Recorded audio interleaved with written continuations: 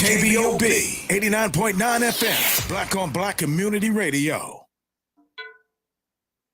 Two Dawgs Sports Show, we back, baby. Drone and Yo, you ready to go? Then let's start the show. Two Dawgs are back with a brand new season. Yeah, you know the reason. Sports talk, flavor, got that extra seasoning. Drone and Yo, stay on the go. Looking for scores and stats, then this your show. Two Dawgs, they got the breakdown. Yeah, we throw that in T-Town. Look no further, Dan. You have just found the number one sports talk show. Savage picks from Yo, big dog picks from Drone. Wanna welcome y'all back home. Can't forget the latest news. Yeah, them dudes. Let's be them boys. Please say the noise. Free giveaways. Highlights for the game today. Let's start the show. Come on, I lead the way.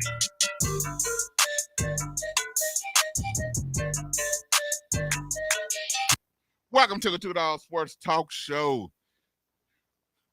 You on here with Drone and Yo. What's going on, Yo? Man, I had to turn the AC on today, bro. I had to turn the AC on today in the car, bro. I mean, it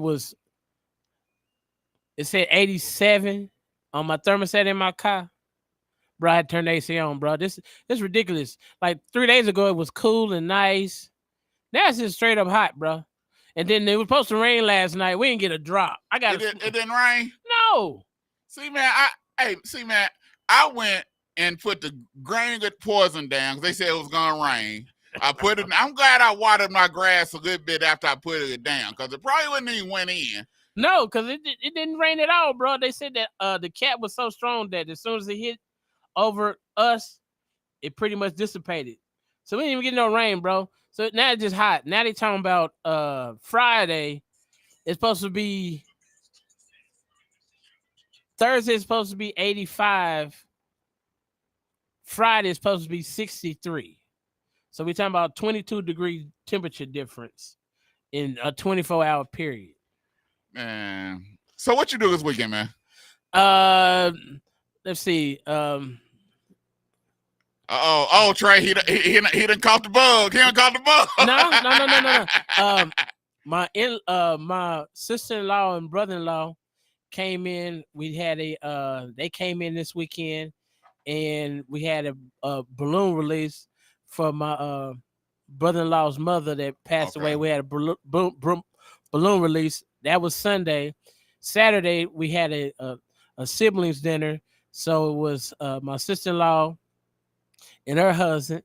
So you basically just did a whole, you just family all weekend. Yeah, pretty much family, you know, being supportive, being able to hang out with my brother-in-laws and sister-in-laws and everybody's spouses. So that was cool.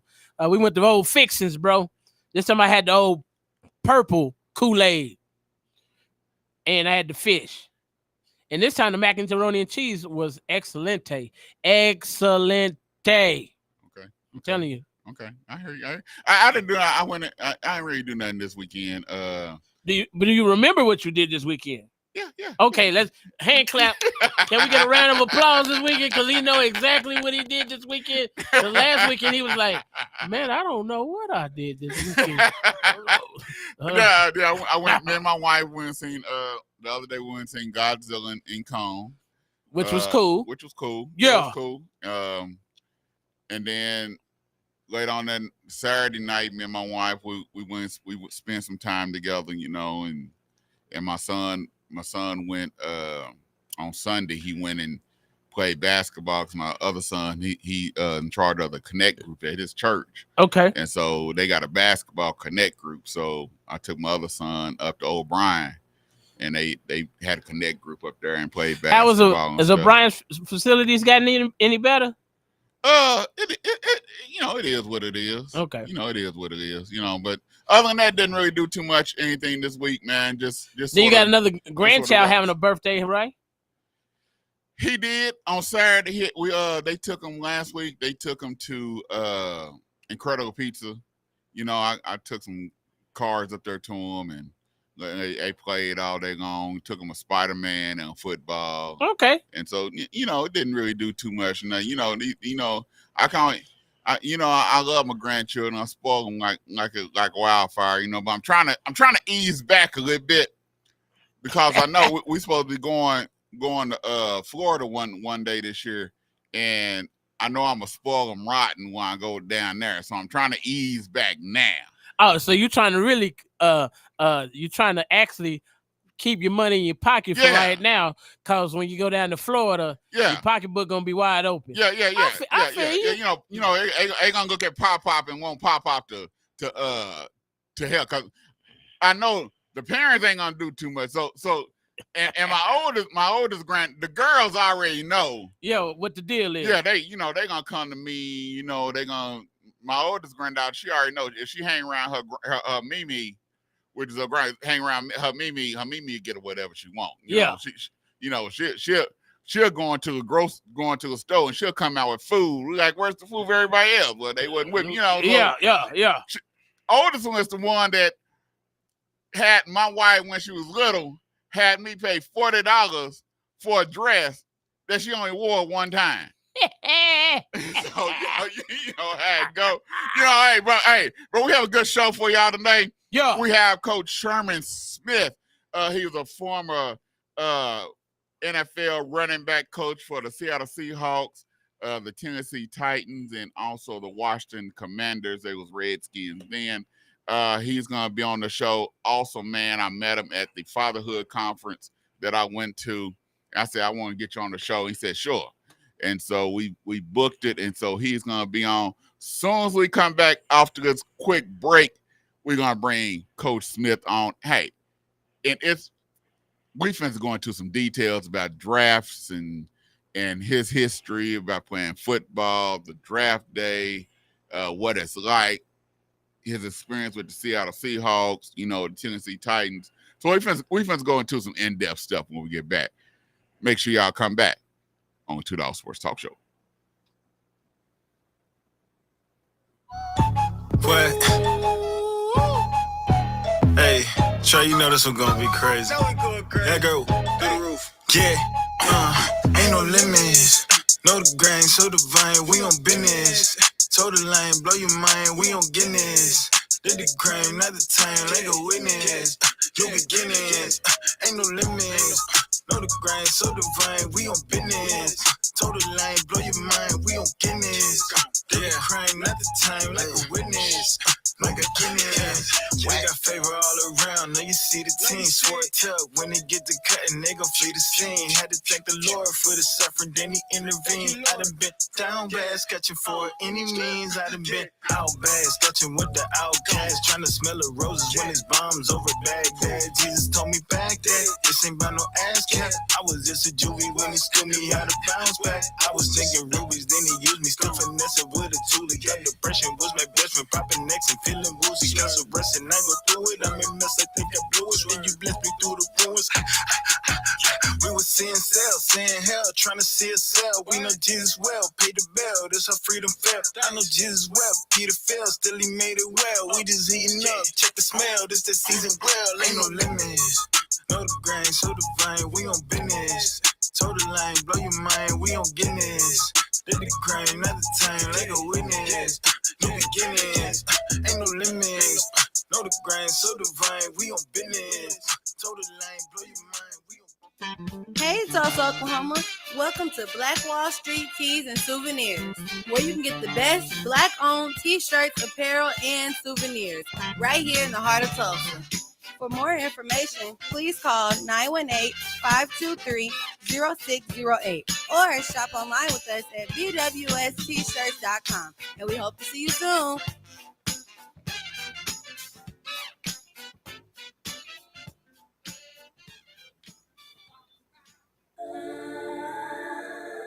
Man, it's time to start being more transparent in the body of Christ.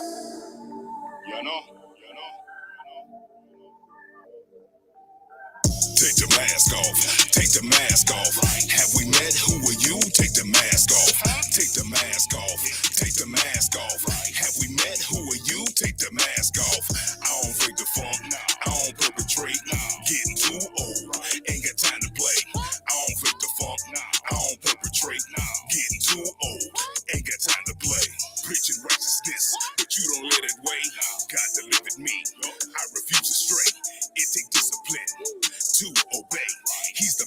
potter, I'm just the clay. Chose to fight, never stop walking. Battle dark forces, Christopher Walken. Preach a great sermon, but you just talk.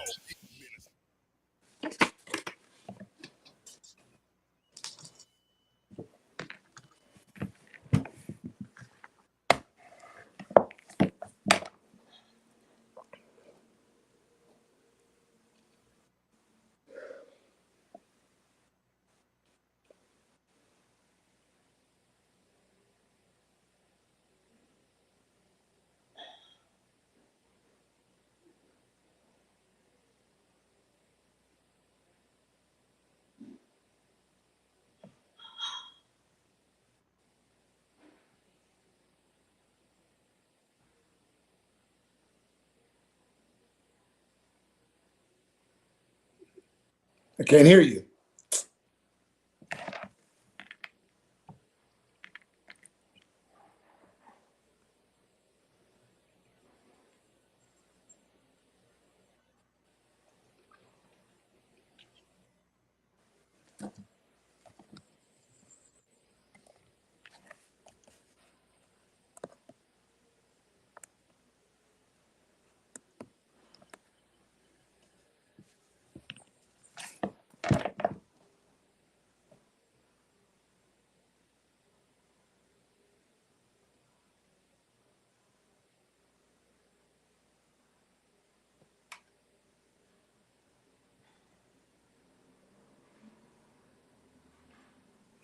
Still can't hear you.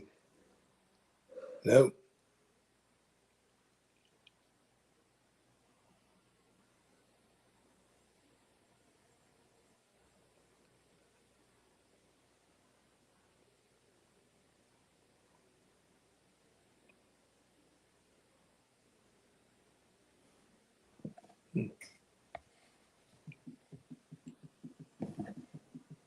Yes. All the way up.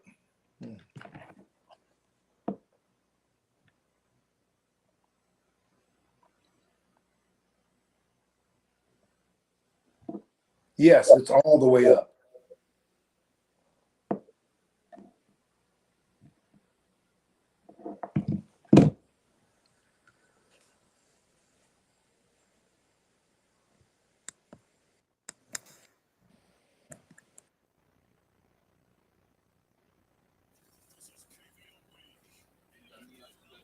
Yeah.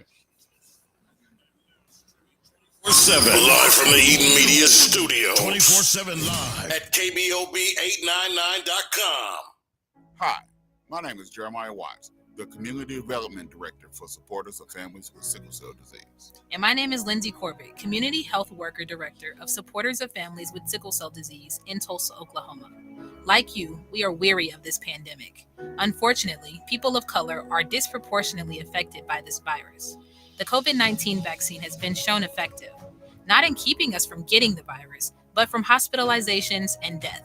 So let me ask you, will you roll up your sleeve and get the vaccine? It's the best shot we've got at fighting this virus. Do it for your life, your family, and your community.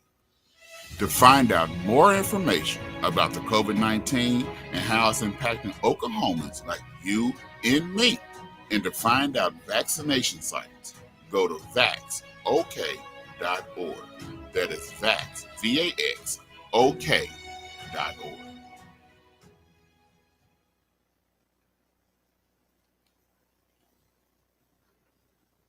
All right, we back. We hope we got this fixed. Ha! All right, can you hear me now, Coach? No, I'm messing with you, Jeremiah. I got you, man. Okay, can you hear me now? Yeah, I was just messing with you, man. Okay. I got you. Hey, don't be doing that, Coach. Can we do it? All right. We're ready, Coach. All right, here we go. Thank you. Had to get everything fixed so we can get this done. Yeah. How's it going today, Coach?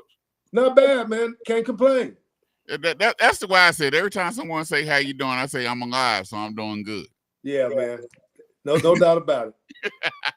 All right, Coach. Let's go ahead and get started. Let's introduce yourself to our audience and the listening audience. Well, my name is Sherman Smith, and like Jeremiah said in the intro a little bit, I had the privilege of coaching 32 years, 22 years in the NFL, 5 years in college, 5 years in high school. I'm married, going on 47 years with my bride, Sharon. We have 3 kids and 8 grandkids. And right now, man, I'm just excited to be an ambassador for Christ, going around and just encouraging the kingdom of God, that, man, hey, let's be what we're supposed to be. And fathers, let's be what we're supposed to be. And just talking about the experiences that I've had in the league and the difference that they've made in my life and in the life of others. Okay, all right. Hey, it's right up my alley here. It's right up my alley. Something I always wanted to do. As you know, we play gospel, hip hop gospel on our show. Something that's different that you really don't see too many talk shows do. But that's something that I made a point that to do. Let's start a little bit about your history. You from Miami, Ohio. Midwest boy. When did you start knowing that you started to like football? Did you start in grade school, middle school? When did you start knowing that football is something that you wanted to do or that you like playing? Miami of Ohio is where I went to college. Miami University in Oxford, Ohio, but I'm from Youngstown, Ohio. Okay. Oh, and Youngstown. From the Yo. I'm from the Yo. So you from Stoopston area. Right, exactly. Okay. Yes, sir. So when did you start liking football? What age was it that you started playing ball? Hey, I'm gonna tell you what. I started playing ball probably about 7 years old. They had a little league, and it just went from there, man. Football was big then, big now, but it was really big back then. And we just had a little league team, and you just kept going to different stages, and I just enjoyed it, man. Enjoyed my teammates at a young age. I just enjoyed playing football and hitting people, and just having that kind of fun. What was it the point of?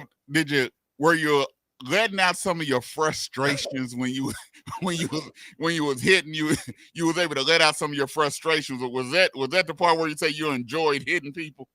Well, you know what? It's funny you think about that now. I don't think I was too frustrated about too many things back then. Just doing what we were doing. But just the contact part of it, I realized that you better hit or be hit. That was the thing, and we were always going to be physical and tough. That was the mentality of Youngstown, and so that's the way we played. Okay, so you're from Ohio, and you're from south of Michigan, so that's a team up north, or do you actually say the name Michigan? Oh man, yeah, I'm a Buckeye fan, no doubt about it. So it's a team up north. Yes, that team up north, right? Hey, okay, let's make sure to see where you were from, because yeah. I know if you're from Toledo, you can say both, but if you're from south of Toledo, it's that team up north. You don't say the name. No, hey, I'm gonna tell you what. Everybody in Youngstown at that time, man, everybody was a Buckeye fan, and a Cleveland Brown fan, and so that's just how it rolled at that point. Now you went to high school. When did you realize that you were going to have an opportunity to take this football career and go to college and get an education? When did you realize that you were that type of player to be able to do that? I think it was around my junior year. We had a pretty successful team.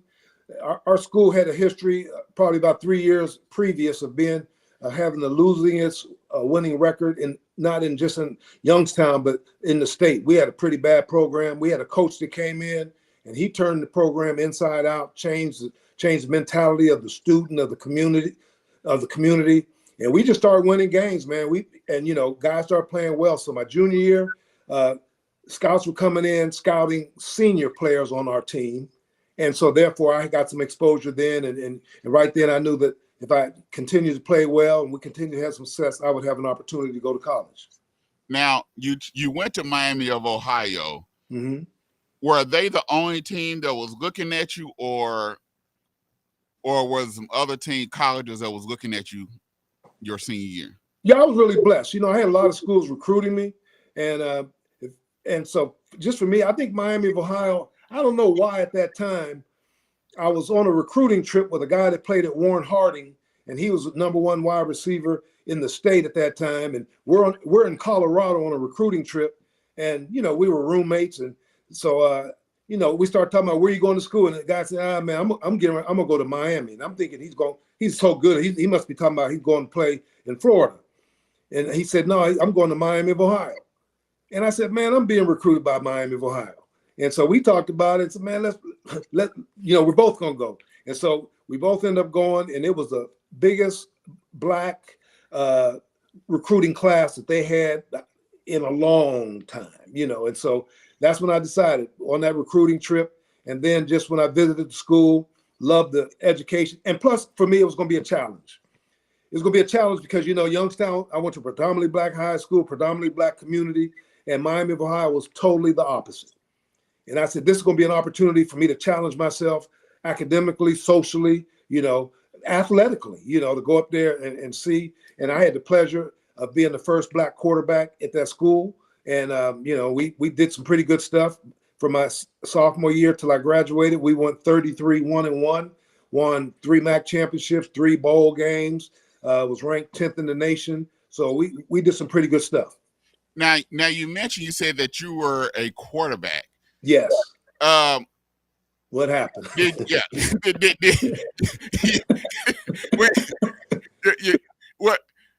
So obviously you were pretty good to start. And for the success of the team, when you went to the NFL, when they came looking at you and talking, did they ever discuss you being quarterback in the NFL, or was it immediately for you to play running back or for you to play wide receiver or defense? What was that conversation like? Most of the conversation was that I was going to play wide receiver, and that's when I got drafted. Seahawks drafted me in the second round as a wide receiver, and then moved me to running back at training camp. And I'll be honest, I didn't think I had the passing skills to be a quarterback in the NFL. And at that time, the only team that talked to me about drafting me as a quarterback was the Chicago Bears. And so they talked to me about drafting me as a quarterback. But the other teams were more as being a wide receiver. And I remember the Oakland Raiders, when Al Davis came to visit, he said he was going to draft me as a safety. So, so I was fortunate that I had some athletic ability but running back is really, I'm glad I ended up there and had some success at that position. Okay. So you playing running back in the NFL. When did you accept Christ as the lifestyle and as your personal savior? Was it before you went to NFL, after, or in college? When was that process? Well, I was I was in the process of really having a desire to know Christ, my whole life. But it was my senior year in college. I'm walking back to my dorm one night, and I'm just, I knew having a desire to seek God, and I look up to the stars one night, and I just said, God, I need somebody to show me, because I'm a visual learner, and everybody was talking to me about being a Christian. They could talk it but not live it. They would tell me one thing, live another way. They were doing the same things I was doing, and I said, hey, the only difference between you and I is you go to church and I don't. You go to Bible studies and I don't.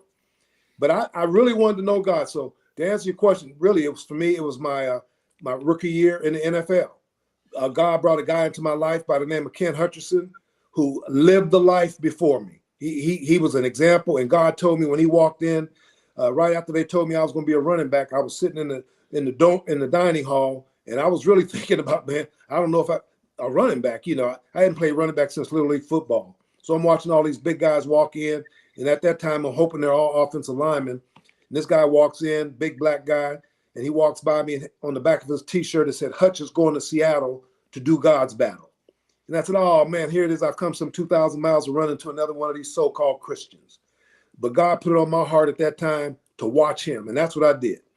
And man, so it was January 17th, 1977, that I accepted Jesus Christ as my Savior.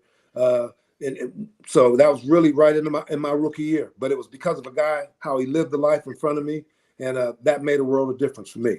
Now, what was it like, that adjustment of living and playing in the NFL, but your lifestyle that you're trying to live probably was a little bit different than what you've seen in the NFL. What was that like? How did you manage? How are you able to manage that? I tell you, for me, Jeremiah, it was interesting. God had me on the right team because the majority of our key players, our star players, when I went to Seattle my rookie year, because that was the first year of the Seahawks in 1976, that was the first year of the team. Most of those guys were Christians. Steve Largent was a Christian. Hutch was a Christian. Our starting quarterback, Jim Zorn, was a Christian. And so a lot of our key players were Christians. So the atmosphere was not that threatening because, man, we were bold in our faith, but we weren't going around preaching to people. We were just playing football, playing hard. And, and so we respected guys that didn't believe and they respected us. So really in our situation, it wasn't that hard. Now, what was it like your rookie year? You playing college ball, but now you in the big leagues in NFL and everybody is running, I think players probably faster now than what they was back then, but the hits was just as hard and heavy. What was it like when you that first practice and you got hit or you couldn't outrun a lineman? What was that like? What was that experience? What did you play in your mind? Well, I knew one thing. I knew being a second round draft pick, I knew I had to, in my mindset, I had to prove to these guys that I was worthy of being that pick. And so just my mindset going into it, Jeremiah, was, man, I was going to be the aggressor. So when I got hit hard, I got up, but I think they felt something also, so I was just making sure I just wasn't on the receiving end of it. So, when I got hit, I kept getting up. Guys saw I wasn't going to quit. I wasn't backing down or anything like that. So earning the respect of my teammates was one thing that I wanted to do. And I think I did that by just how I dealt with diversity, like I said, but recognizing that everyone is good, that was mindset. So I was just recognizing that I'm amongst good players and I felt I am a good player and I'm going to play that way. So Coach, playing late 70s, early 80s, being an expansion team, how was that when you were facing like teams like the Raiders and the Rams and the Cowboys and just those teams, and y'all being expansion and being new and having to face those household name teams that everybody knows, the Pittsburgh Steelers and the Cleveland Browns? How was that facing those teams for the first time? Well, hey, definitely, it was a learning experience, that those guys, like you said, man, they were great teams, and we knew playing them. You knew the name players, and we just went out there and we did our best to compete, to compete as hard as we could.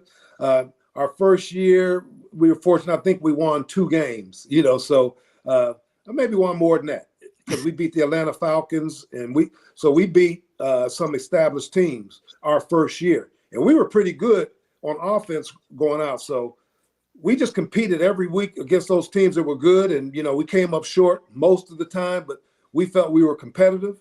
And so, that's what we did. But it was fun going against them when you going on the field and you know these guys that on the other side of the field and you have much respect for them.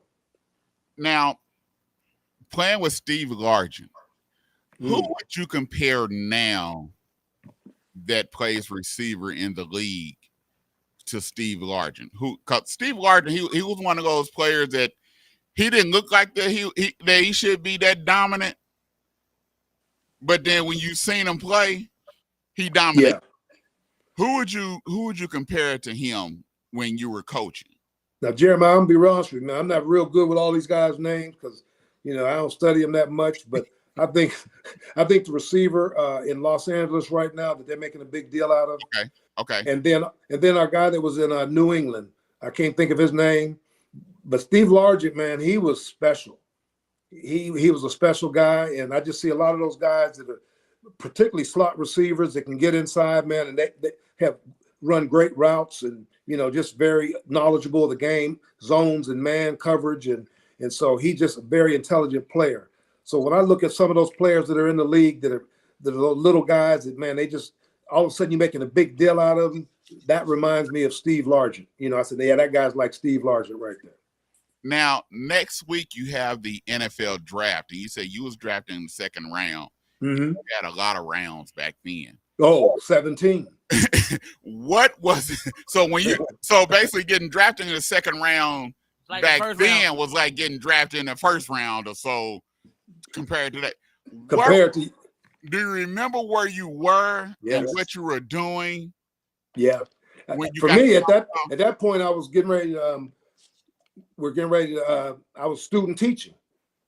Okay. And so I was student teaching. And so I was student teaching away from the dorm. And at that point, they didn't have you coming to New York and all this other stuff, man. So I was student teaching. And I remember giving the secretary at the school, a number. I say, hey, if somebody calls, come out and get me because it's probably somebody let me know about draft. So we go all day and I don't hear anything.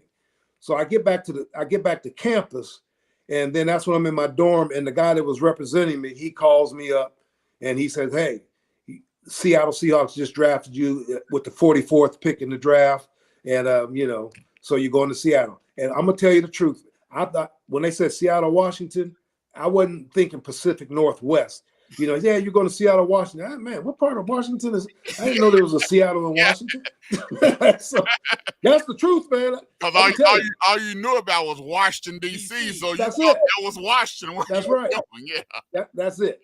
But that's what I was doing. So I was basically on campus. Got a phone call from my agent, and then I got a call from the Seahawks to let me know, and that's how it happened. So how long was it before they had you come out?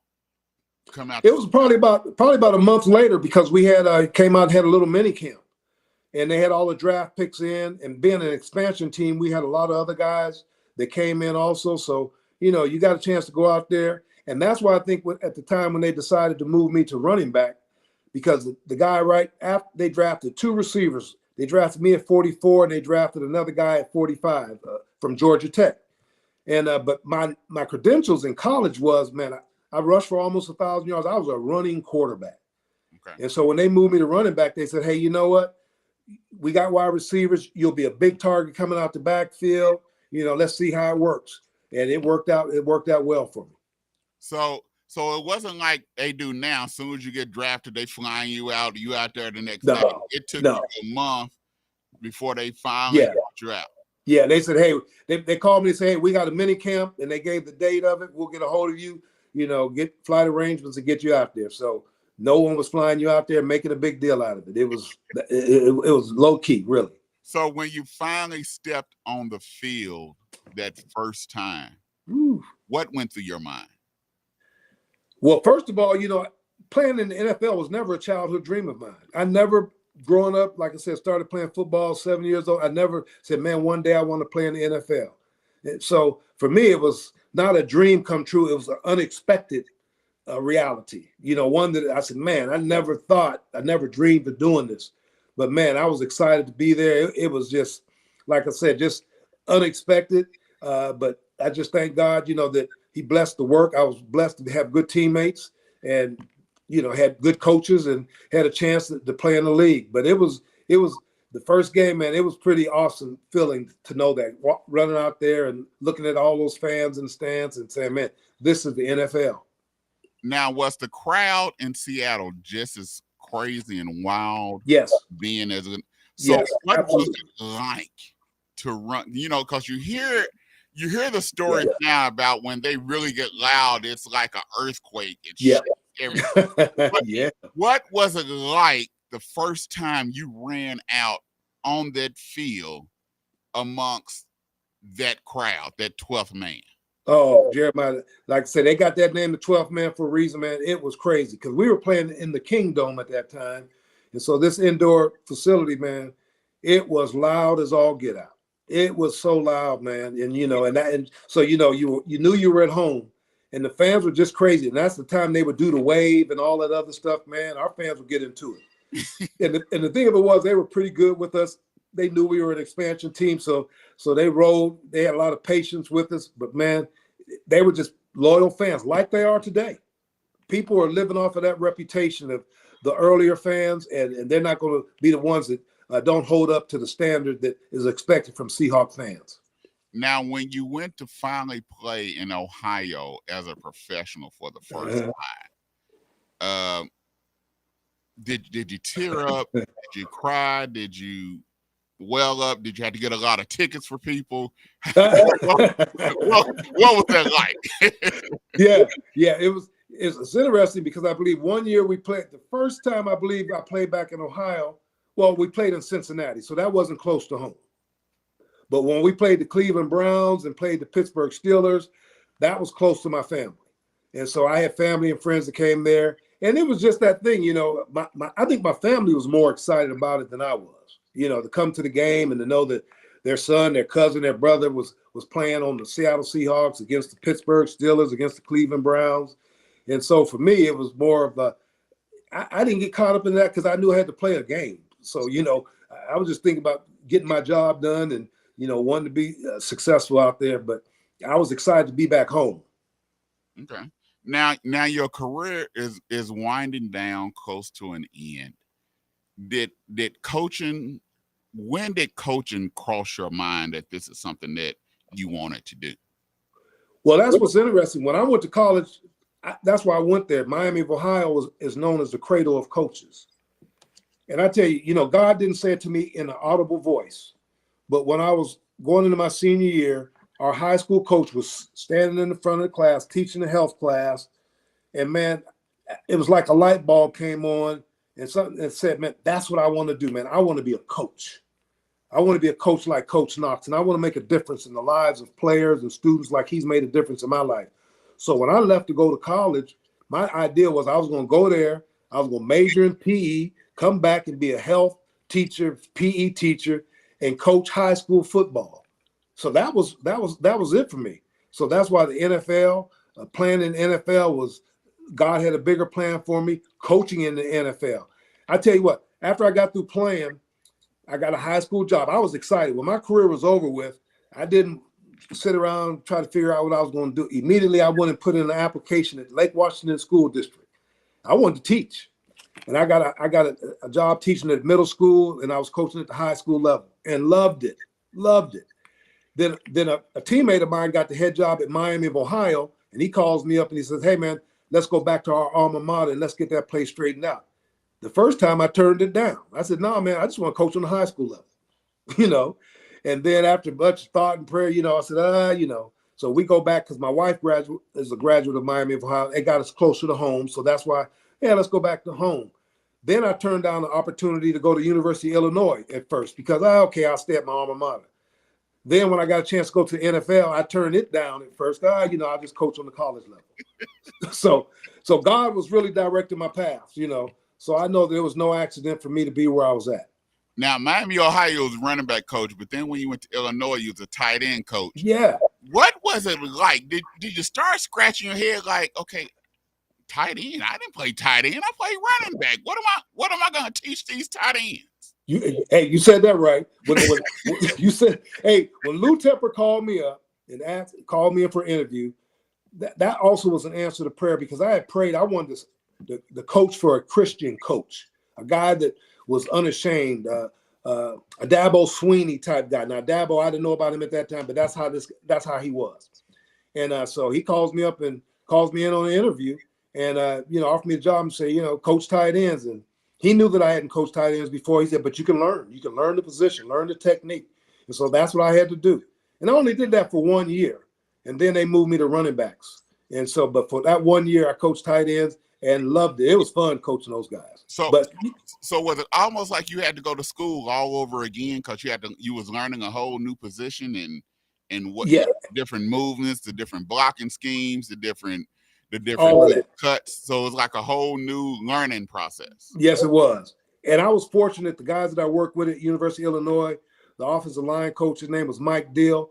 He did a great job. I remember walking out on the field and I said, Mike, I need some help with this stuff, with the blocking and all that other stuff. And he said, I got you. I got you. So he started working with me one-on-one, taking his own, how to take back shoulder to the far number and all that other stuff. He even give me the footwork and stuff. And so I was a quick learner and I had some pretty good players. I had a guy that was drafted in the second round, a guy, Ken Dilger. He played in the league, I think, 13 years. So it helped that I had a good player that I was coaching. Now, you move there, and then you end up in the NFL with the Houston Oilers. Mm-hmm. And then they end up being turning into the Tennessee Titans, because you coached both groups, the Houston Oilers, then Tennessee. Right. What was it? What was it? Our producer he stayed in Houston. So he did a thumbs down call. What was it like coaching Eddie George? I tell you what, man. I got in trouble after Super Bowl 48 when people said, I know that Marshawn Lynch is the best player you ever coached. And I said, no, Eddie George is the best player I ever coached. And then I said, I backed off of that. I said, both of them were great players. I don't want to put one guy down to build another guy up. But Eddie George was the guy that I would tell all of my young players, follow his example. Just do what he does and you'll be okay. Eddie George was the guy that took it serious. He wanted to be a great player.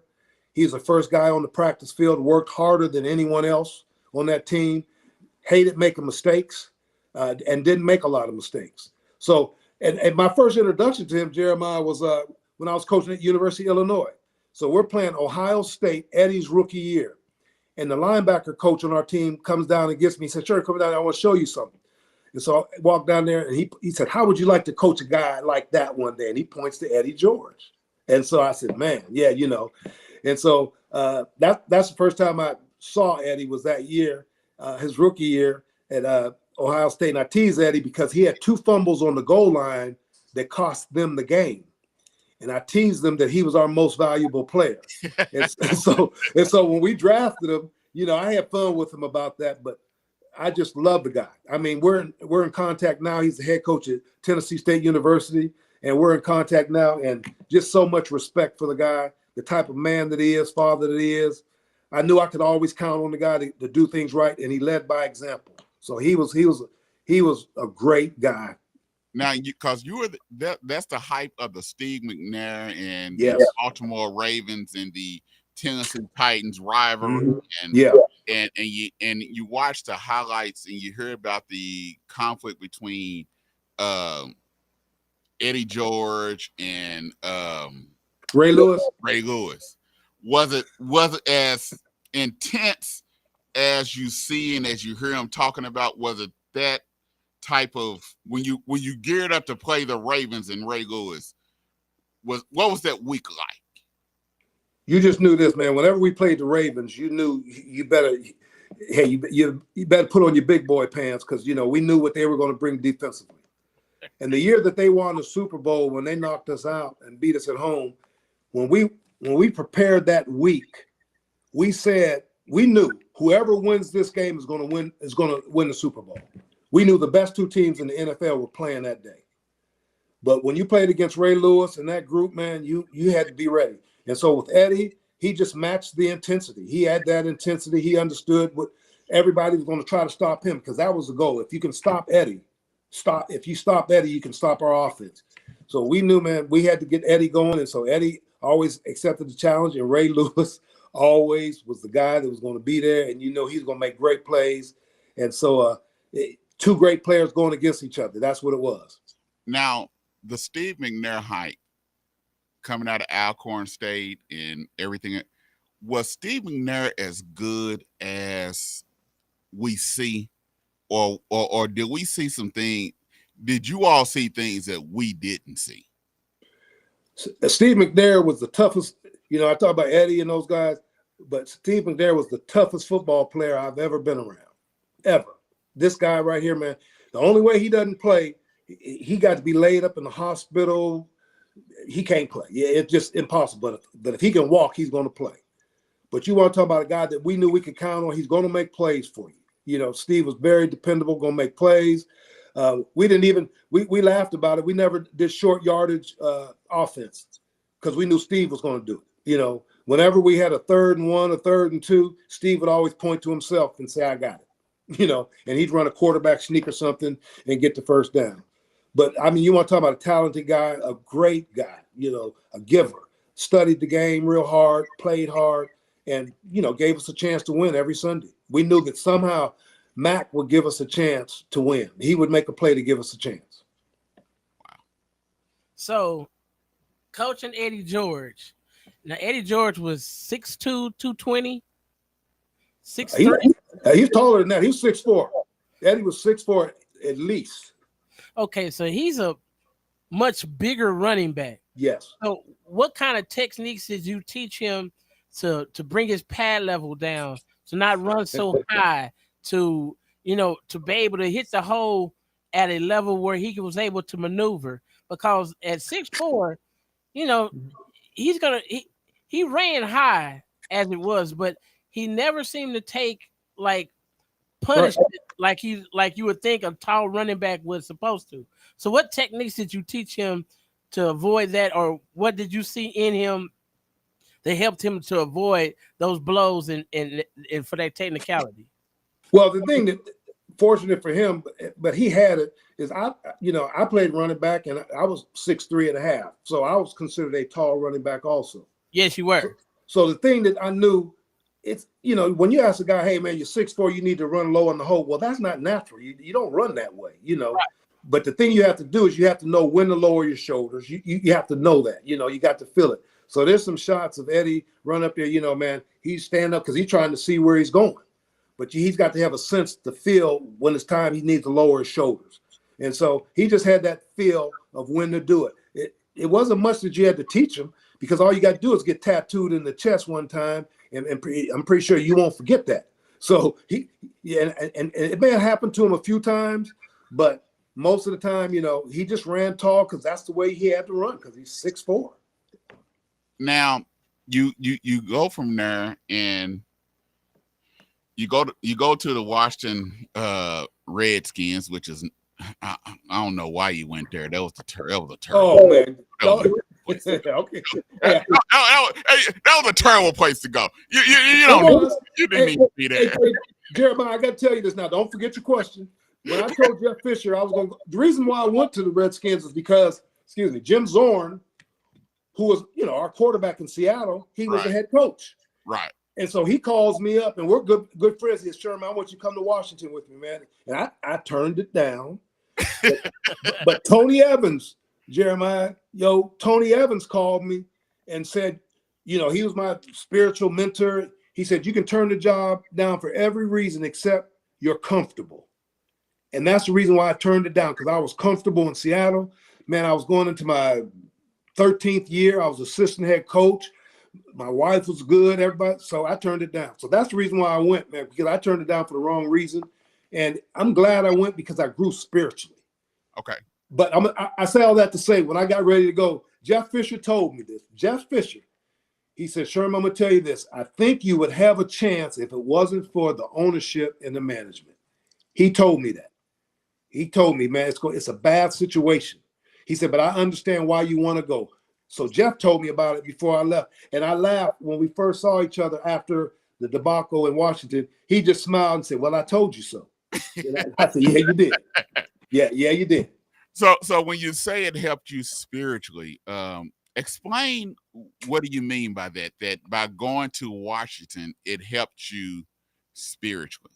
The environment was so, man, the environment was it wasn't a good environment.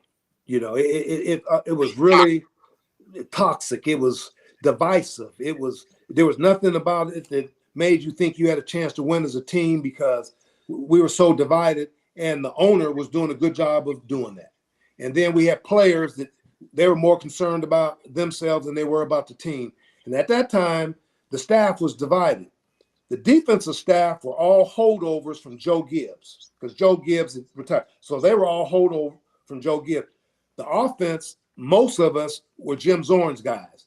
So what the management did was they played the defense against the offense. And whenever we weren't doing well, they always blamed it on the offense, because those were Jim Zorn's guys. But the defense, those were Joe Gibbs' guys.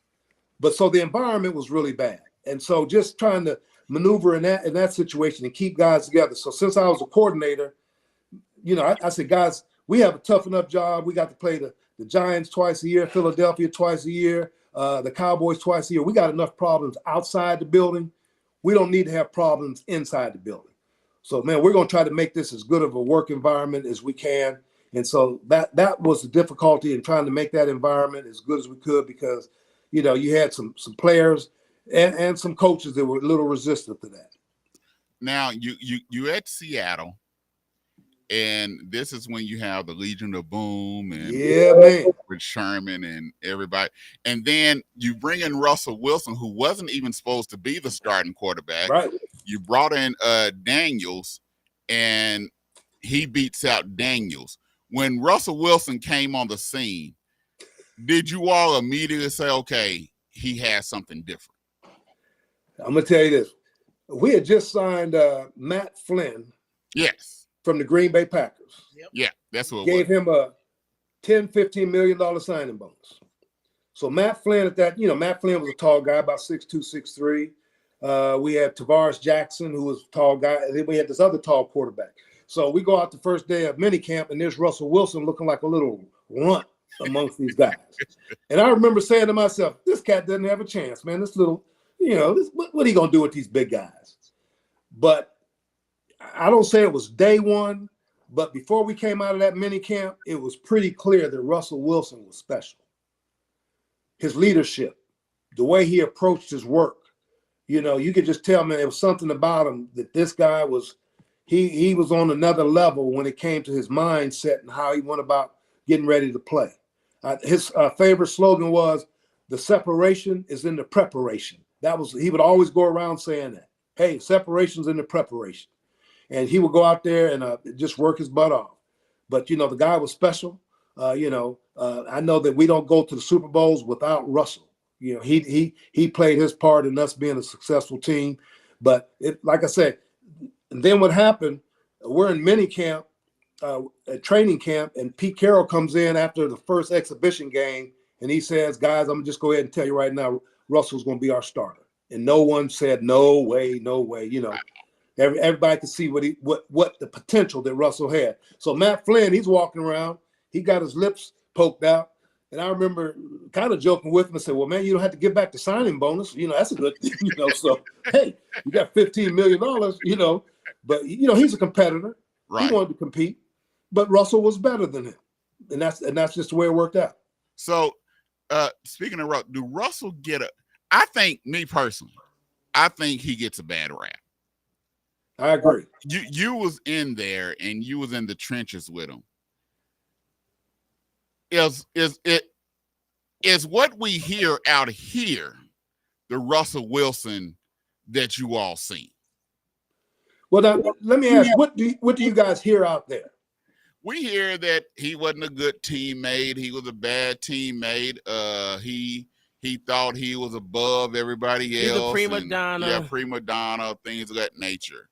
But I just think that he gets a bad rap for a lot of things that people say. I'm not saying there's no truth to any of it, but I just think he gets a bad rap. I don't think it's truth to all of it that they say. But you was in the trenches. What type of person is Russell Wilson? What type of person is the Pittsburgh Steelers getting? I tell you what, all the things that you said you heard, those are things that I never would have said about him. You know, bad teammate, prima donna, all that other stuff. If anything, it's totally the opposite. This guy was a great teammate. He was a great teammate in the way he prepared. I think a lot of guys didn't like his optimism. Russell, no matter how bad things were, Russell was always going to look at the good side of things. You know, Russell, and a lot of guys thought he was phony, but he really meant what he was saying. He really believed what he was saying. And so, you know, so Russell, he just worked hard, and guys just, for some reason, a lot of guys just didn't like him because, you know, Russell was a Christian. So Russell wasn't going out doing a lot of stuff that these other guys were doing. And the one thing that I thought Pete Carroll did a great job of was we accepted guys the way they were. You know, we weren't asking guys to change. We talked about we don't have to be the same, but we have to be one. We don't have to have uniformity, but we have to have unity. So when it comes to the team, you have to take your differences and you have to put it to the side for the best of the team.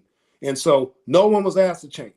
Richard Sherman, Marshawn, none of those guys. And so Russell was a guy that was just being himself, but not selfish. You know, he wasn't a selfish guy, worked hard, like I said.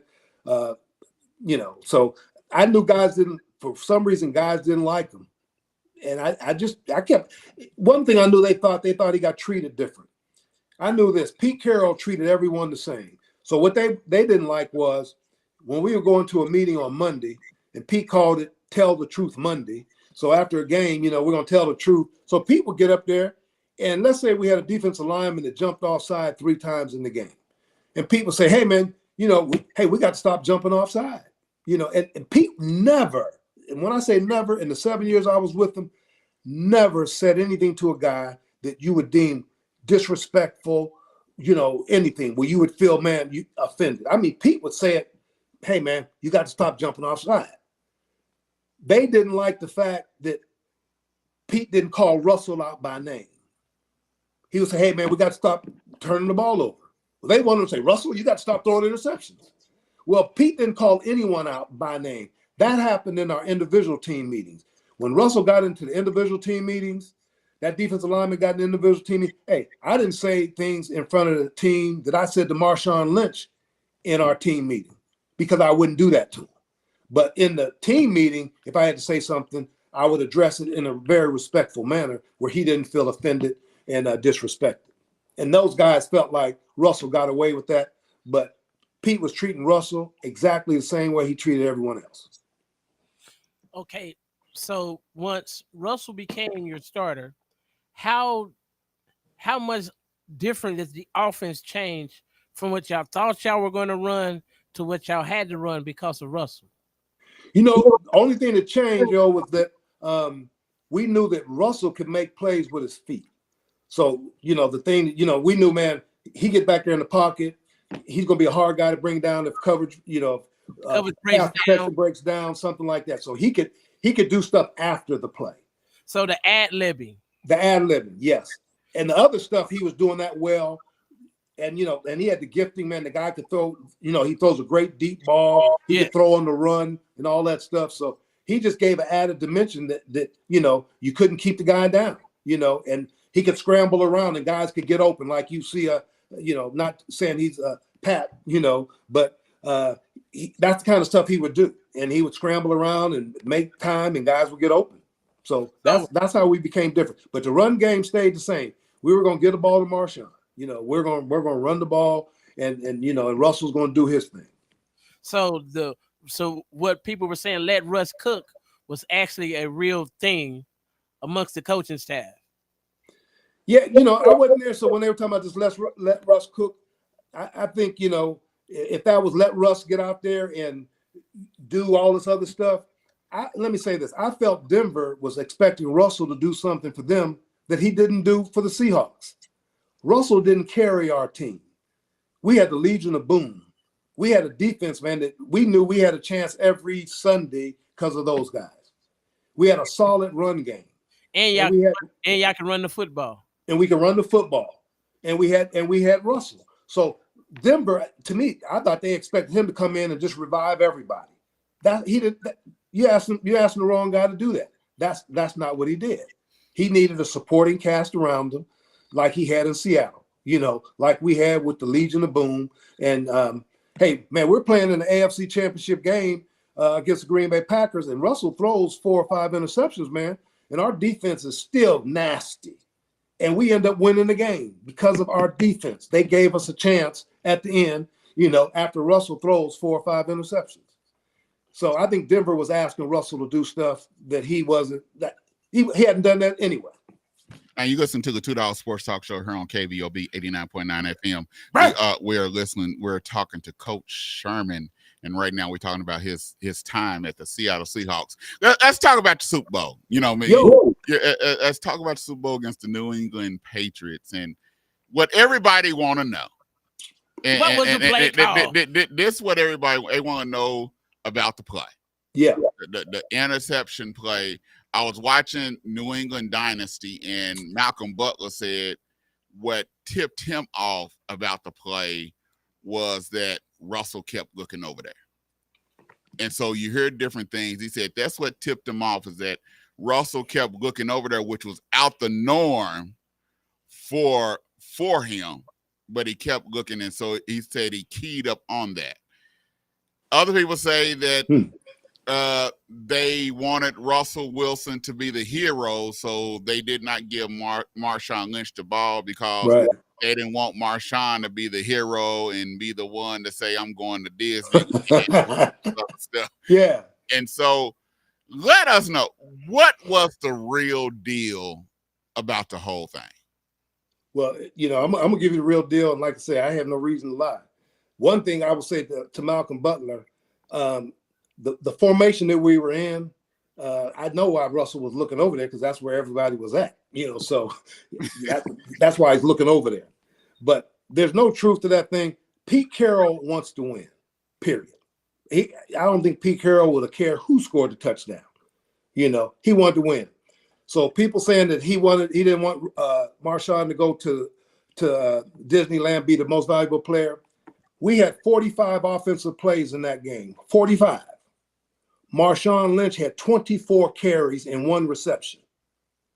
So you don't give the guy the ball 25 times and say you don't want him to be MVP. Okay, so that made no sense right there.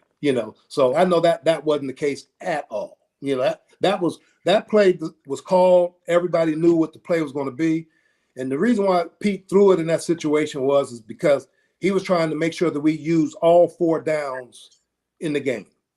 And so he said, hey, guys, for us to get 3 more plays, because we ran it on first down and Marshawn gets it to the half-yard line. And he says, hey, we got 1 timeout left and 3 downs. We got to throw it somewhere in order to make sure we get, use 3 downs. He said, we can throw it on second down. It's going to be a touchdown or incompletion. No one's thinking interception. We don't think that way when you call the play. So, hey, if it's incomplete, the clock stops. We'll run the ball on third down. If he doesn't score, timeout, and we're going to run it on fourth down. So we had a plan. And so it was we'll throw it on second, run it on third and fourth down, after that. And so the plan was Marshawn Lynch, beast mode, was going to get the ball. Oh, yes, absolutely. If that play wouldn't have worked or if it was an incomplete pass. Oh, he was getting the ball. Everybody knew that. We said it. We said, hey, Marshawn, first of all, Marshawn ran it on first down. Right. So he ran on first down. And like I said, I look at it and he'll even tell you, man, I wish I had picked my feet up because he would have scored. So where did the whispers come from that? The haters. You also heard that Russell Wilson audible to the play. Now that's ridiculous. Russell, yeah, that was absolutely ridiculous. Russell wouldn't have done that. Russell wasn't audible to that play.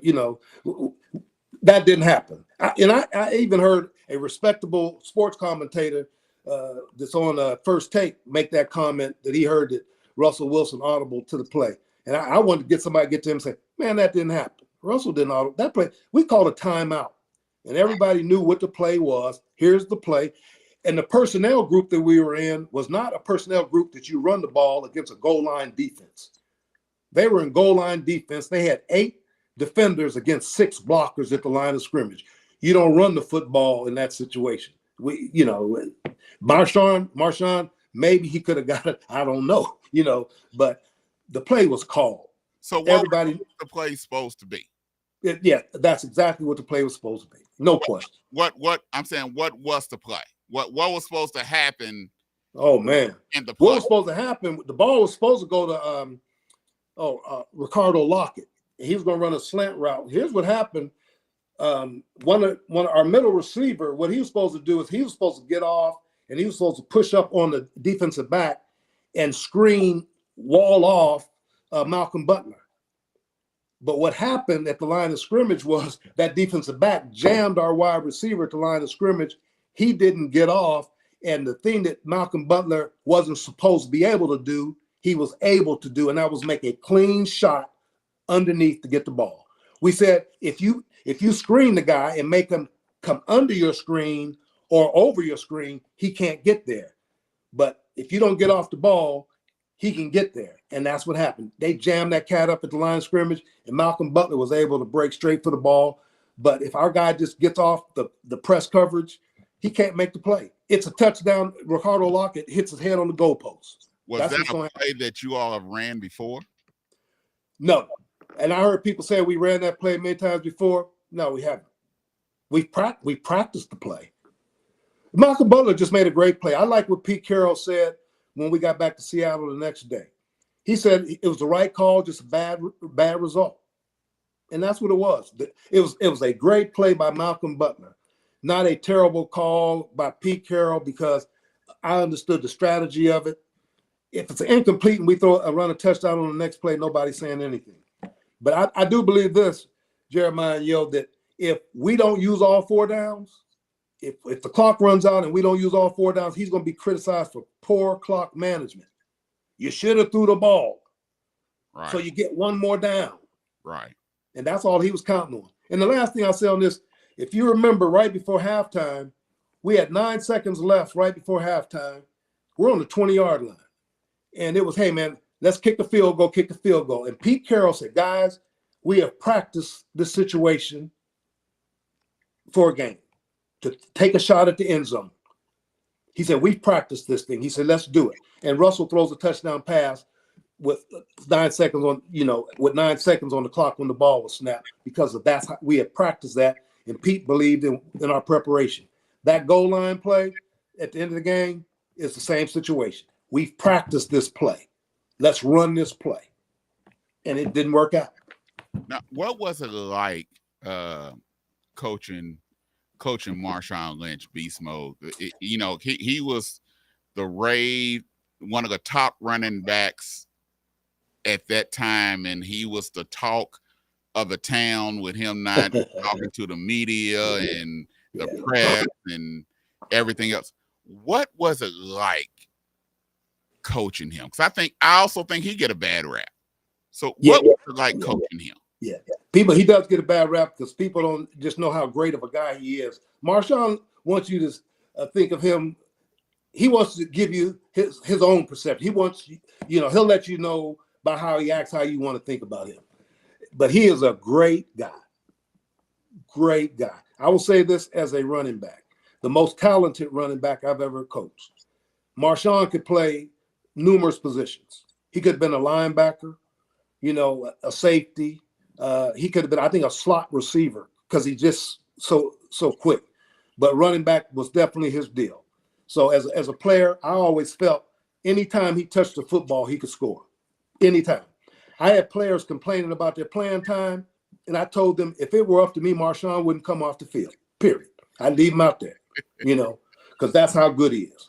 But as a person, as a teammate, man, loyal, worked hard, one of the most respected players on our team. He was a guy that can go, and if there was any problems on the team, Marshawn could get it taken care of.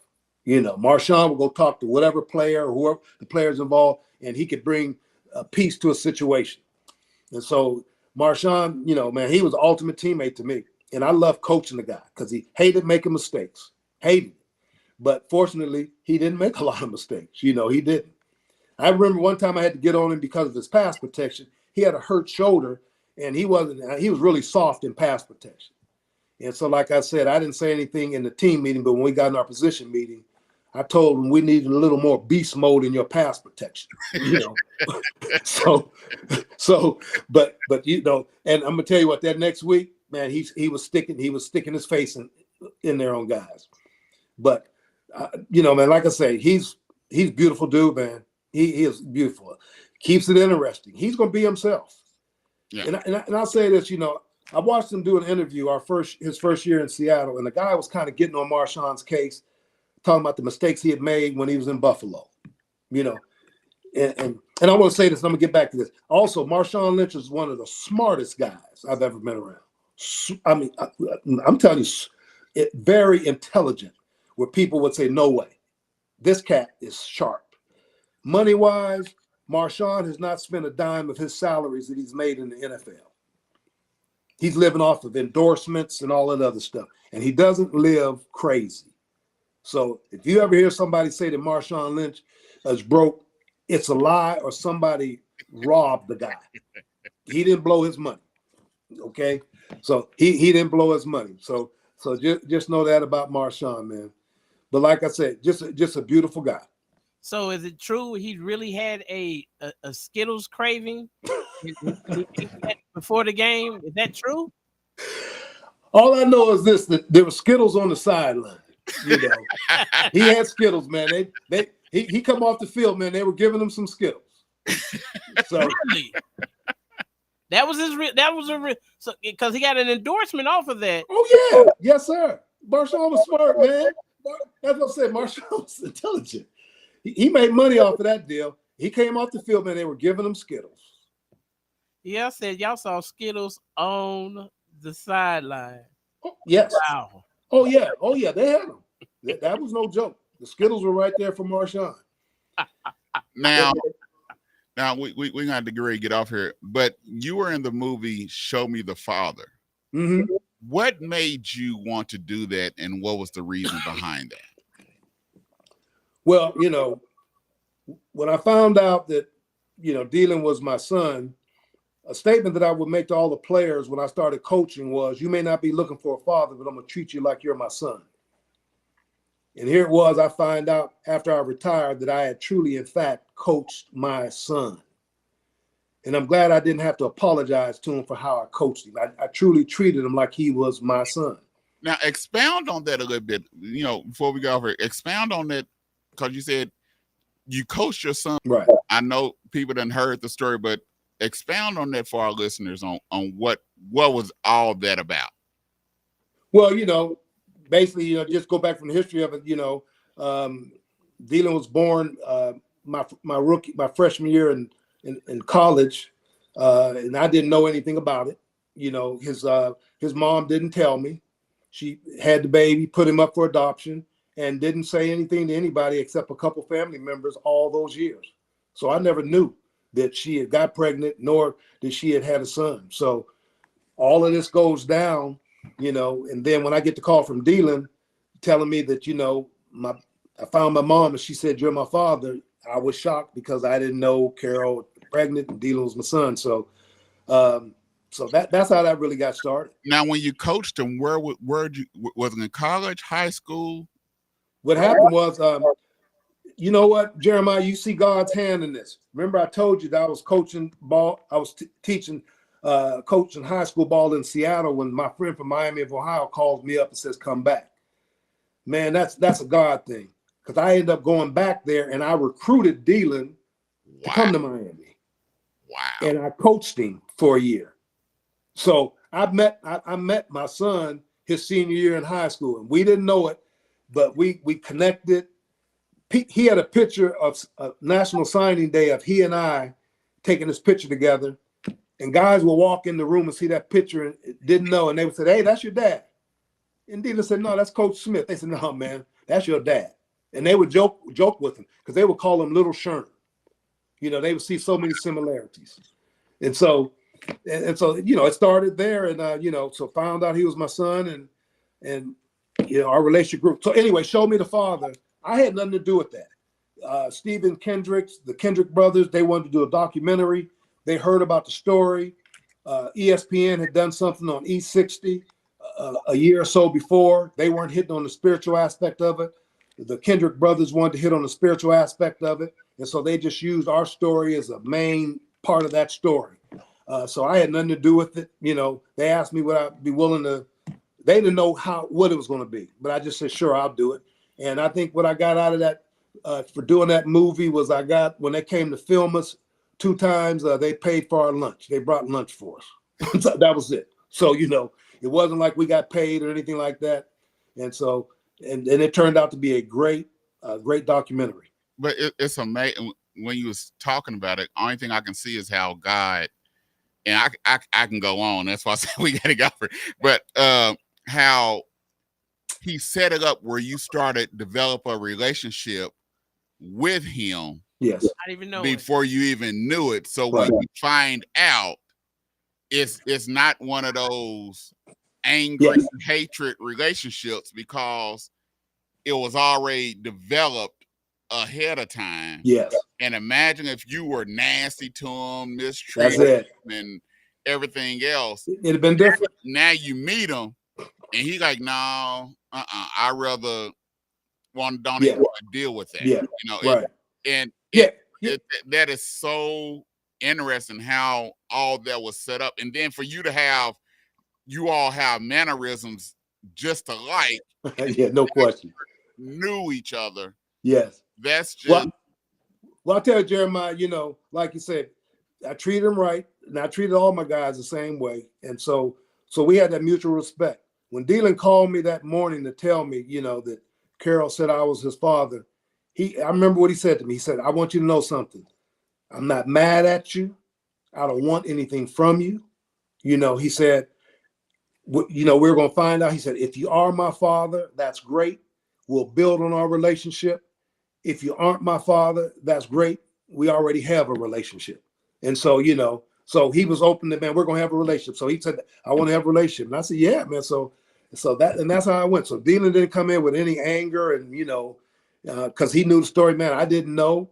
And the way I treated him with the respect that I treated him, our relationship was pretty solid.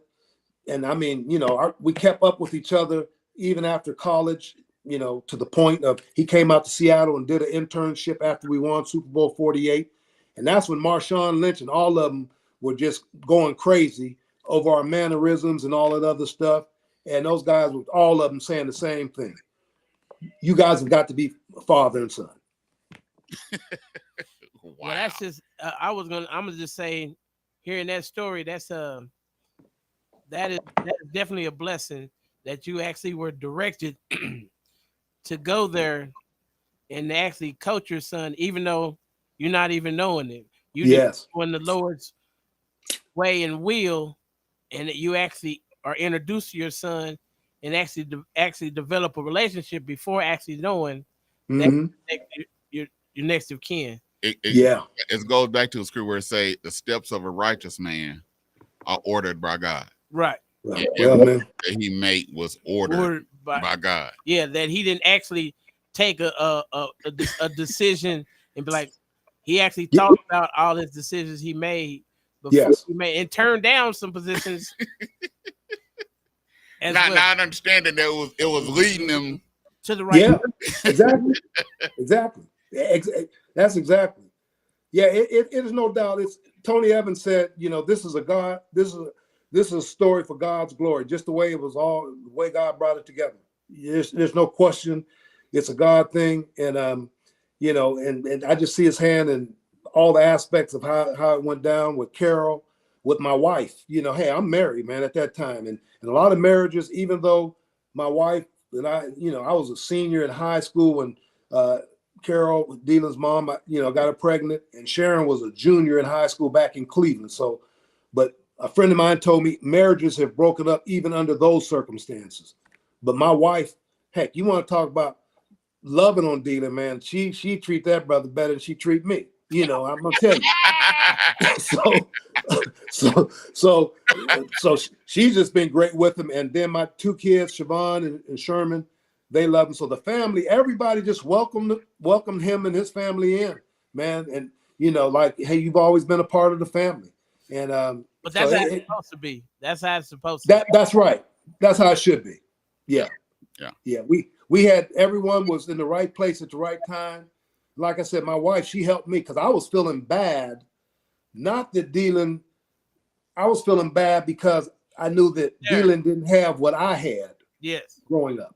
My dad was in my life, and I felt I was the reason why he didn't have what I had. So I felt bad about that. I wasn't embarrassed that I had got Carol pregnant. Pride, that wasn't even the issue. I admit, I said, I know I made a lot of mistakes at the age of 16 and 17, so that wasn't the issue, but I was just really upset and disappointed how I impacted his life. And that's one thing Dylan said to me also, guys, on that first conversation. When I said something to him about that, he said, "Oh, you've been in my life." Yeah. He said, "Oh, you've made a difference." So he said, I just want you to know that. And that's what I'm about to say, to say that you wasn't in his life. You wasn't in his life at the beginning, but you were in his life. At the right time. At the right time. He needed you.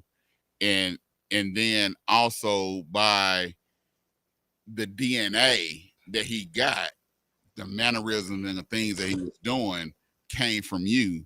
So it's just amazing.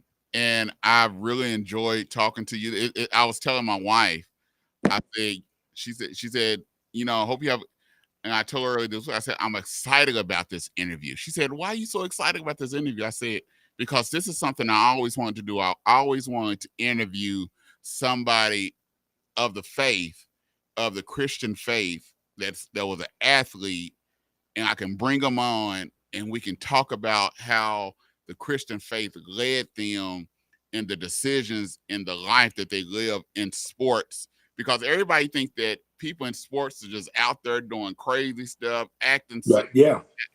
But this is something that I wanted to do, something I pride myself on. The reason why we play hip hop, gospel, rap, and stuff on the show, because that's who I am. Yeah. And I was excited about this interview because of this. And I want to thank you for coming on the show. When I asked you about it, you said sure. And I really do appreciate you coming on the show. And before you get off here, we always ask our first guest, first time they're on the show, to take 30 seconds to give some encouraging words to our audience. And so this is your opportunity, 30 seconds to a minute. For 30 seconds, huh? Yes, well, sir. I just want to encourage your audience. You know, I know the times we're living in, you know, we have a lot of questions about what's going on, what's going to happen. Got a crazy election coming up. But I know the confidence and the hope that I have is in a God who is in control. You know, he's never out of control, and he's our hope. And I just hope that as we look to God to give us guidance, and that we be what we are. If you're a believer in Christ, man, you got to live it. We need people to live it. I know I needed someone to show me, and somebody else is looking for someone to show them. And so the best way we can do it is we can live the life in front of people. I heard a friend of mine say, it's one thing to say you love Jesus. It's another thing to live like it. And so that's what we have to do. Don't talk about it. We need to be about it. So I just want to encourage believers, man. Let's make a difference like God has called us to make. All right. Thank you, Coach. I appreciate it. I will get that shirt to you, that 2 Dawg shirt. Just take a picture with Yeah, it. man. Thank you. I will get that shirt to you. And thank you so much for honoring us with your presence on the 2 Dawg Sports Talk Show. No, man, I'm humbled that you asked me, you and Yo, man. Thanks for letting me be on the show, man. And anytime, let me know. All right. Appreciate it, Coach. Okay. Yeah. Take care, guys. All right. Bye now. Bye. All right. That was Coach Sherman on the 2 Dawg Sports Talk Show. Hey, man, we could have went for another hour. Yeah. Bro. Yeah. I could have. I could have went for another hour, especially going to the part of talking about the background about him and Dylan and what was it like, and it could have went and just talking about sports, and we didn't even get into the part, how was it like being able to, you live in a Christian life and you have everybody, how did you talk to them, how did people respond to you, how did you interact with them? You know what, it's so much, man, because he wasn't, especially that Seahawk team, there were some characters. There was some major characters in that one. Yeah. You know, Chandler and Sherman and, you know, the whole Legion of Boom. So the defense was nasty. So then you had Marshawn Lynch, you had Russell Wilson. Yeah. You had, you know, the offense, you had Pete Carroll. You know, he's a known guy. Yeah. A big time known guy. College, he won a college and a Super Bowl. And had winning records in the NFL, and he coaches a different way. He's a player's coach. Yeah. Yeah. So, you know, how did he manage the stuff that we didn't hear? You know, he treated everybody the same, but when you got into the huddle, he talked to you different team meetings. Yeah. He talked to you different position meetings. He talked to you different. Then but he didn't want to embarrass you in front of everybody. He wanted you to keep your manhood and your masculinity. You know, stuff that we don't hear about coaches. Yeah, but he kind of gave us like a bird's eye view that was really in the trenches of all of those meetings and all of those decisions, because he let us know, him being the offensive coordinator of that Seahawk team, that was a play called in the huddle by the coach. Yeah. That wasn't a Russell Wilson audible. That play was called by the coach. They had ran that play in practice. So that was, you know, most NFL teams, practice for situations. So this was a situation they had practiced for. It just wasn't executed to the level it was supposed to. Right. So, like he said, I didn't know they was going to try to run. They was going to try to use all 4 downs. I thought they were just going to try to score. I thought it was an audible, and he saw something and tried to make a play that wasn't there. Yeah. But no, we found out that the head coach actually made that call. Because you heard people talking about there was whispers on the sideline talking about Pete didn't want this and they didn't want this. But no, Marshawn was going to get the ball next play. Yeah, next two plays. So that already been discussed. So that showed me that it was a strategy already in play.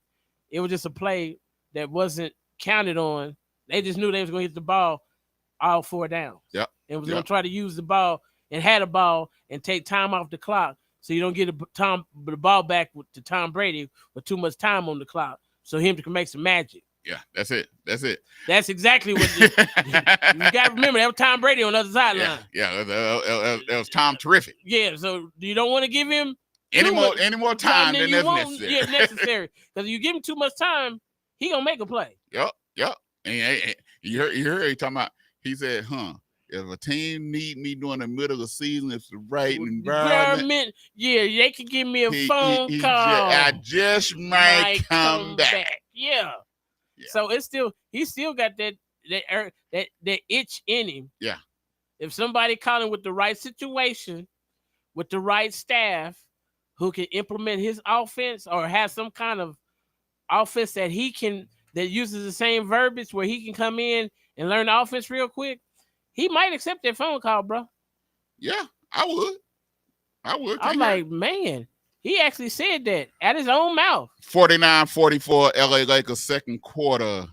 Y'all know the playoffs start tonight. I know we went a little bit long, but that's I like that we can do that at KBOB where we can go over if we need to. If we need, because we're the last ones on Monday night, on Tuesday night. So we got that. Yeah. So, but hey, it was an awesome interview. You got the Golden State Warriors and Sacramento Kings tonight. I got the Sac Kings, bro. I got the Sac Kings. Let's see the new blood. Let's see the new breed. Let's get the new. I got Golden State, dog. I know you're gonna say it because you want to see them old heads off in there. But to me, that Golden State don't play the defense. See, I ain't hater. I'm just saying they don't play good enough defense to beat anybody in the top six. It don't matter. It's one and done, dog. One and done. Right, but I got the Lakers over the Pelicans. I want the Pelicans to beat because I want the Pelicans to have to face my Thunder, so we have an easy round round. They won't play the Thunder. They'll play the Denver.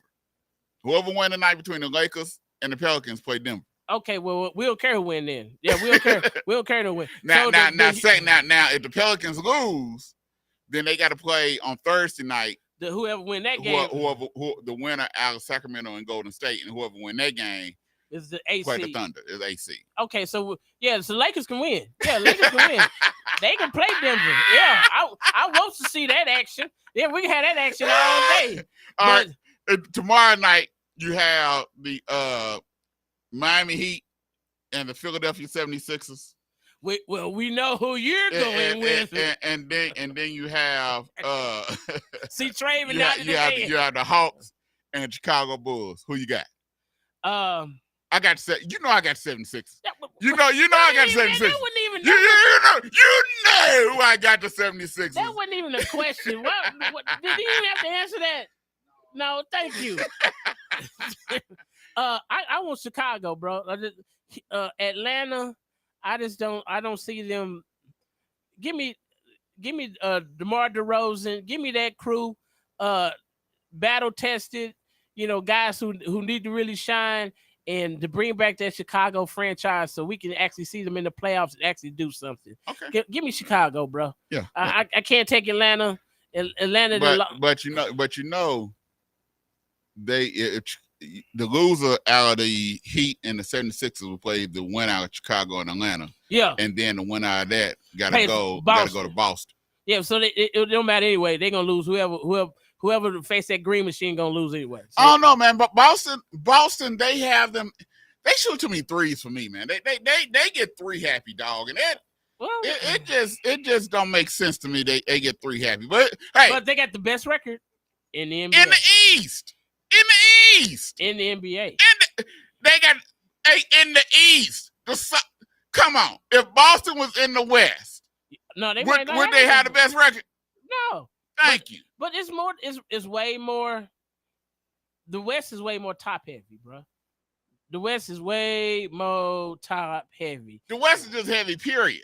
True, but you got the Thunder, you got Minnesota, and the Thunder not getting the respect that they deserve. True, you got Minnesota, Denver, the Clippers, you got the Lakers, the Warriors. Who else is off in that mix? The Kings, the Pelicans, the Timberwolves. Wolves. Yeah, it's deep, bro. Oh, in Phoenix, in Dallas. Yeah. So I mean, it's deep. In the East, you got what? You got Boston. Milwaukee's not on the same page. They talk about somebody might, if they don't make it far, somebody might be gone. You got the Giannis 76ers. Is not playing the first 2 games, probably. Yeah. New York might actually do something this year. But other than that, who else? You got the 76ers. You got Cleveland. Yeah, but Cleveland should be better than what they actually their record is. So the East not as strong as the West. Right, but the West got bigger names. There's more talent on them teams. All them towns, every one of those teams has more than one Hall of Famer. Well, we gonna see what happens though. We gonna see what happens. I'm just saying. We gonna see what happens. You got Luka and Kyrie. You got Jokic and Murray. Hey man. You got LeBron and AD. Hey man. I mean, you got the Lakers just went up by 10. Yeah, that might be over with. After me, you just talked. A minute. The Lakers went up by 10 with 2 minutes left in the second quarter. Decide on the color scheme, bro. Decide on the color scheme. Hey, y'all gonna have green and lime green and black, and then have red, white, and blue. Choose get a side, bro. I'm just all right, hey, we're gonna go off here. Last night was the WNBA draft. I know we didn't talk about the WNBA draft a whole lot because we had a special guest. Yeah. But the NBA draft was last night. Caitlin Clark #1 is at the Indiana Fever with Aaliyah Boston and Nalissa Smith. So that's gonna be very interesting. But you got Cardosa and you got Angel Reese at Chicago Sky. Yeah. The Aces is still the Aces. So it's gonna be really interesting. I'm the tickets have went up. I'm sort of getting excited. It's the first time I'm getting excited for the WNBA. Yeah, getting excited for the WNBA. Matter of fact, they start and they start next month. I think May 15th, I believe it is. The season start. Oh. I'm excited about the WNBA to see what's really going on. I hope they can keep this momentum. But to me, it's all about media. It's all about how media pushes this because you still don't really see highlights of women basketball on ESPN, on mainstream TV. You don't really see it like you. Only thing we got to go all the way to Dallas to watch a WNBA game. Yeah. Our team folded and moved to Dallas. Yeah, so we had to go all the way to Dallas to see. Because I would actually want to go and see the Fever play or see the Chicago Sky play. I want to see them Aces, dog. I want to see them Aces. Yeah, but we gotta go all the way to Dallas. So if we go to Dallas, you might as well make it a weekend and do something else. Yep. You know what I'm saying? But let's get up out of here, bro. Yeah, let's get up out of here. Hey, thank y'all for listening to $2 Sports Talk Show. Yeah. We'll be back next week. Draft. Your draft is next week. Draft. $2 will be at the NFL draft party at River Spirit next Thursday. So hey, you bark at us, we bark back. To the beach, y'all.